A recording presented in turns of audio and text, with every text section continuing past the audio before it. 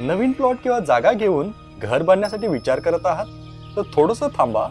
काय होईल जर हीच जागा आपल्याला पुढे जाऊन जीवनाचं सोनं करेल? कोणत्या अशा गोष्टी पाहाव्यात जेणेकरून जागा घेताना आपल्यास वास्तुनुरूप मदत होईल? विषय सुरू करण्याआधी मला आपल्या सर्वांना एक विनंती करायची आहे. कृपया आपल्या वास्तुमोलॉजी युट्यूब चॅनलला आत्ताच सबस्क्राईब करावं.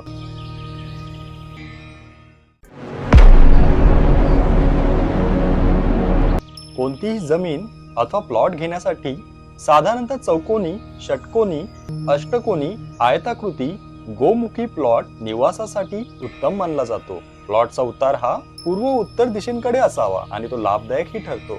अन्य दिशेत असलेला उतार हा अयोग्य मानला जातो. चारही बाजूंना उतार व मध्यभागी उंच असा प्लॉट चांगला मानला जातो. आपण घेतलेला प्लॉट हा व्यापारासाठी जर वापरायचा असेल तर तो व्याघ्रमुखी असावा. प्लॉटच्या चारही दिशांना रस्ते असणे किंवा पूर्व व उत्तर यापैकी कुठल्या एका अथवा दोन्ही दिशांना रस्ते असणे शुभदायक मानलं जातं. काही विशिष्ट व्यवसायांसाठी दक्षिणेकडचा रस्ता सुद्धा लाभदायक ठरू शकतो. दोन मोठ्या प्लॉट मधील एक छोटा प्लॉट कधीच विकत घेऊ नका. वास्तुशास्त्रामध्ये तो अशुभ मानला गेला आहे. प्लॉटच्या उत्तर अथवा पूर्व दिशेला रस्ता, उतार, पाणी असणे अत्यंत लाभदायक ठरते. प्लॉटच्या दक्षिण अथवा पश्चिमेस चढ अथवा डोंगर असणे शुभदायक मानले जाते.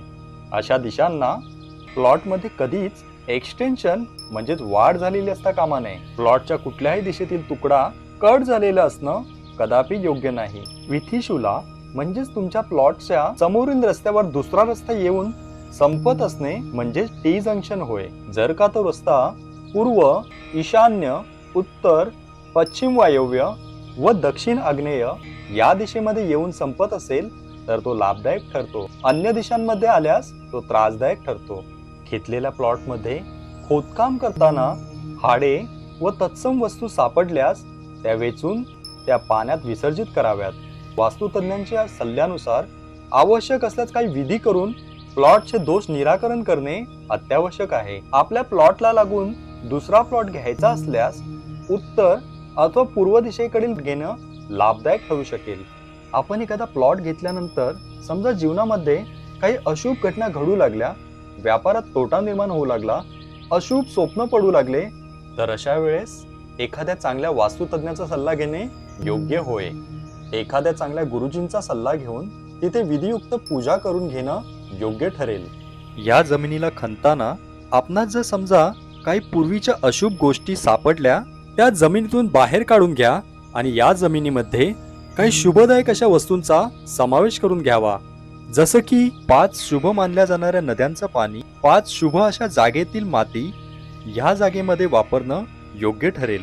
समजा या जागेची म्हणजेच या प्लॉटची नकारात्मकता उच्चस्तरीय असेल तर या प्लॉटमध्ये एक गाय आणि वासरू एका रात्रीसाठी वास्तव्यात ठेवावी. आशा करतो नवीन प्लॉट घेण्यासंदर्भातील ही व्हिडिओ आपणास नक्कीच आवडली असेल.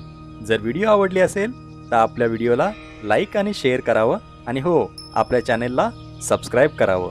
धन्यवाद.